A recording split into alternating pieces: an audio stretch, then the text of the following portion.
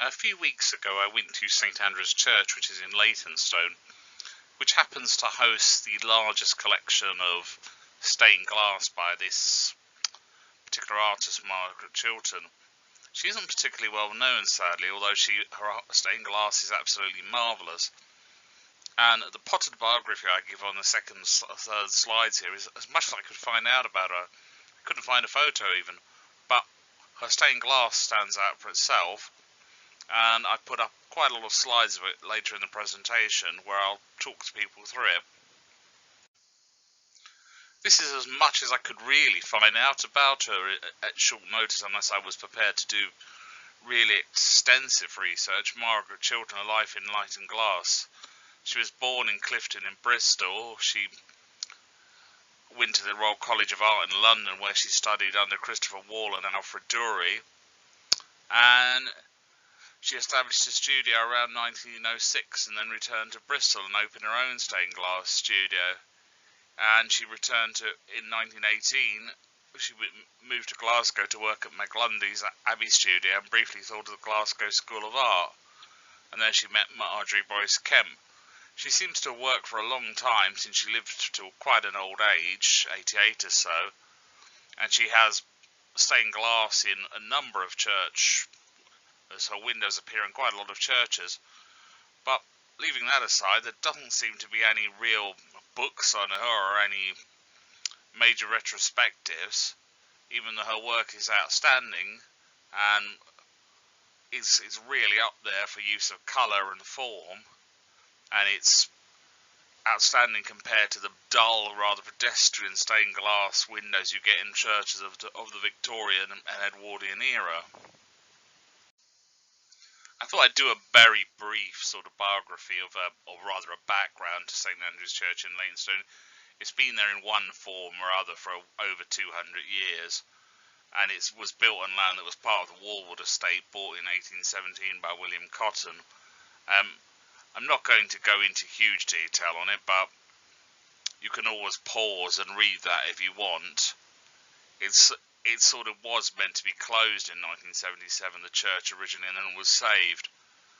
The windows themselves are one of the strongest points of the church, but the church itself is an interesting little architectural curiosity, sort of being built in an English Gothic style.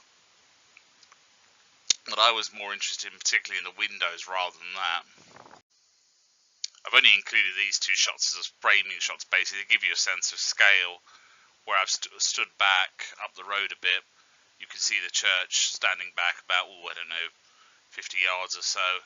Then you can see a shot closer in.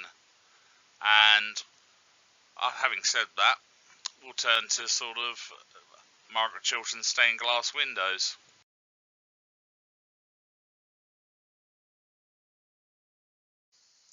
Now, this particular shot doesn't actually feature any stained glass windows by Margaret Chilton, but there is a reason I've included it. It's the high altar at St Andrew's Church, and the windows it has over it were probably picked from a catalogue.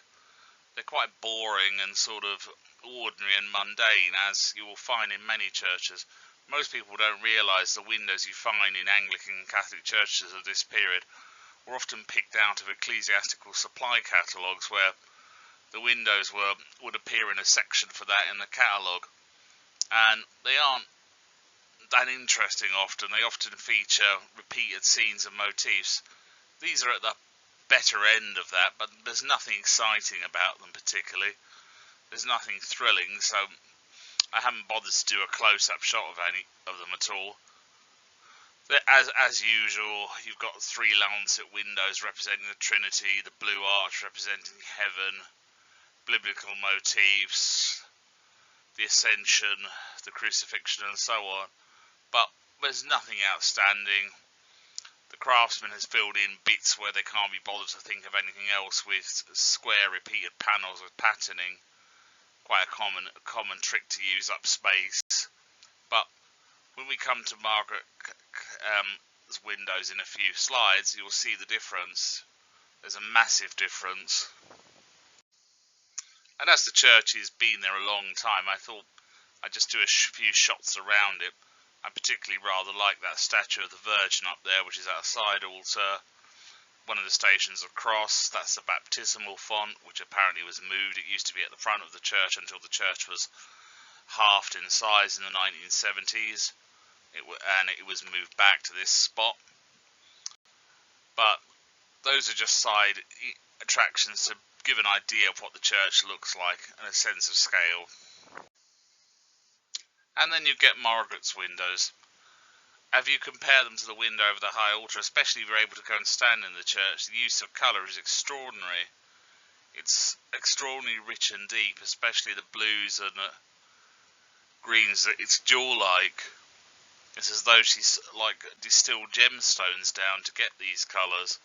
Now, I could spend hours going on about all the Christian imagery in all these windows, but I think somehow the viewer might go slightly potty listening to that. So I think a more useful tactic might be for me to let you look at the windows for a few seconds and to point out where it's something extraordinary about them or unusual. For example, this window is at the front of the church, and since it's called St. Andrew's Church, that's St. Andrew in the middle, looking upwards. That's St. Peter on the side with the symbol of the keys as attributed to him in the Bible. That's Christ, of course, looking down. And that's a boy with the loaves and fishes over on the left. And the rainbow, of course, is a biblical item for the covenant between man and God. Now, this is a late period piece of Margaret's art, and the older she got, the more background white she used. Also, some of these were made against the realities of World War II or just after, which with materials to make art like stained glass windows was, of course, in short supply, and of course the realities of having to deal with that meant that you couldn't fill it up with quite as much colour as you'd like. This is at the side of the church. There you have Christ being baptised by John the Baptist on one side, and this, you will notice this is slightly earlier in her career. She has a tendency at this point to fill up the whole of the window with the figure and not leave so much space, and to use the backdrop to squash in bits as much as possible. But yet again, you will notice the extraordinary use of colour.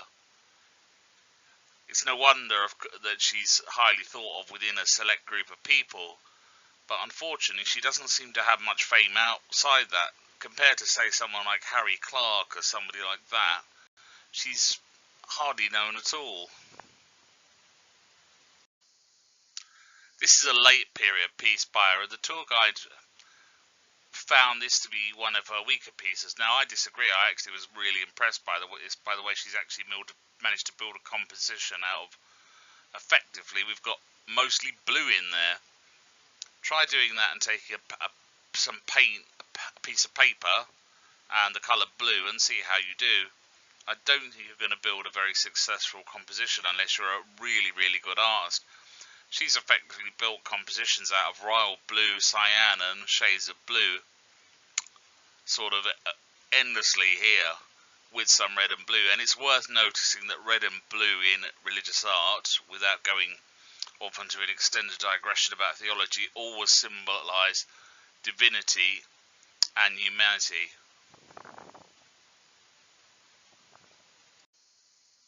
And here we have Joan of Arc on the right, and St. Francis. And St. Francis is shown as his typical brown friar's robe, surrounded by loads of flowers and birds and everything, with little touches in the background. And by the way, all that sort of stuff is very difficult to do with stained glass, which is why you often find those little bits of patterns filling up stained glass windows to fill in the gaps, because it's much easier than doing what Margaret's done here and filling all those gaps in with work. It takes a lot of effort and time. And you have Joan of Arc over there shown in a typical position as a defender of the Lord, or the church militant with a sword erect. No one was quite sure why Joan is appearing in there, since Joan is, after all, a French saint, although I could think of a few possible reasons given the time period, but they would be suppositions. And they make a lovely, interesting pair sitting on the window there. I deliberately placed this slide here as you can almost see a change in style and evolution, as particularly the right window is almost more abstracted than her earlier style. The middle window is not by Margaret, and I deliberately left it in because if you look at it, you will notice the face in it. You will see straight away why. You will notice the face lacks the kind of detail she puts into her faces. There's nothing bad about it, don't get me wrong. Even stained glass windows from catalogues were not cheap. They were not things you were going to be running out and buying in a hurry for a church. They cost quite a lot of money and required skilled craftsmen to make. But if you compare it to the work on either side, it falls far below that level of quality. And I deliberately put it there so you could see that discrepancy. It's the work of a journeyman as compared to a master, or in this case a mistress. That being the case, I thought I'd zoom in on this. This is the prophet Isaiah, who is shown carrying a scroll, wearing a cloak, and notice that again the jewel-like quality of the colouring as compared to that middle window. So I say that middle window, there's nothing terrible about it. Stained glass is an extremely expensive proposition to buy, and churches have to spend a lot of money to buy stained glass windows. They're not going to run out and buy them like a pack of Jaffa cakes for a church social. They're very, very expensive things to invest in. So it's not surprising that if you get an artist to work on it, you're going to be careful about who you get and how much you spend.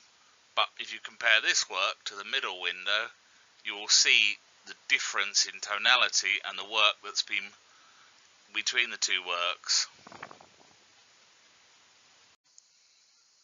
These three windows represent the virtues of faith, charity and hope, and they're from fairly early in Margaret's career, and you will notice she's done them as sort of coloured again in that jewel-like style, and she's done charity as a form of martyrdom almost.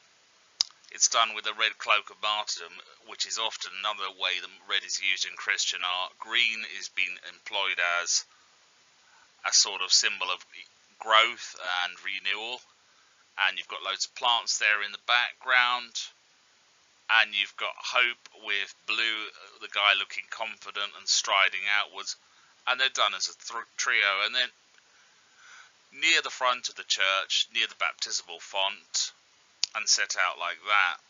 But there's two windows left that I think are particularly of interest, which are from the same period, which I'll turn to as the last bit of this presentation.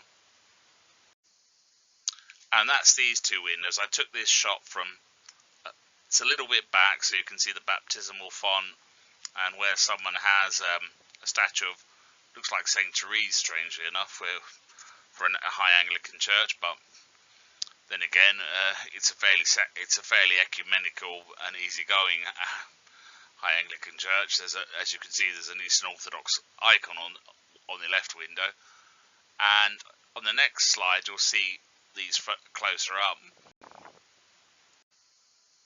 Now, these two windows were made as a reaction to what was then called the Great War, what we'd call the First World War. I'd really like to be able to get a little bit closer to the first one on the right, but that's about as close in as I could get. The figure there is basically a figure carrying what looks at first like a globe of the earth, which is a symbol you often find in Christianity, signifying God's ownership or rule over the earth. But in fact, if you're actually able to stand next to it in real life, she's carrying a figure which shows a soldier carrying another soldier, and the face looks careworn and weary in real life. There's no triumphalism, there's no boastfulness or the triumphalism of some war memorials in there. There's a feeling of not again, no more generations to be wasted, it's enough. And the figure on the left, which was also made in reaction to the end of the First World War, is St. George, but you can just about tell that due to some clues. Like, one, you've got the cross of St. George down the bottom, you've got the sword, the blue and green, which was used in motifs of him at some points, And if I could have got a bit closer, you could see these inscriptions for people they were dedicated to. You've also got somebody who is quite a fan in this church of Eastern Orthodox icons, as there are several scattered around it.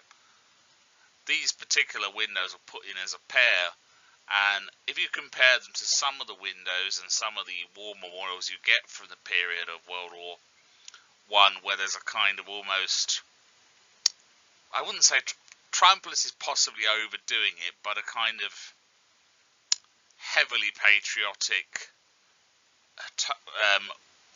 tone to them with a bit of fervour.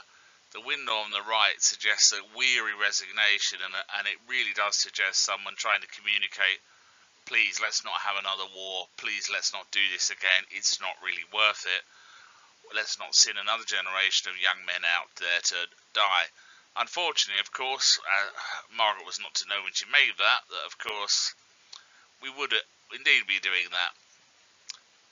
St Andrew's Church is not the biggest church in the world, and it's on a bit of a side street and hard to find, but these stained glass windows deserve to be better known, and when I put this presentation up, I will put a Wikipedia link underneath for the woman, because it does give a list of where stained glass windows appear from elsewhere in the British Isles. Unfortunately, as I say, compared to some other figures, she just doesn't seem to be that well known. She's celebrated within the community of people who make stained glass windows, alright, but that's a fairly niche community itself, and as an artist among the general public, I wonder how many people have ever heard of her, which is a shame.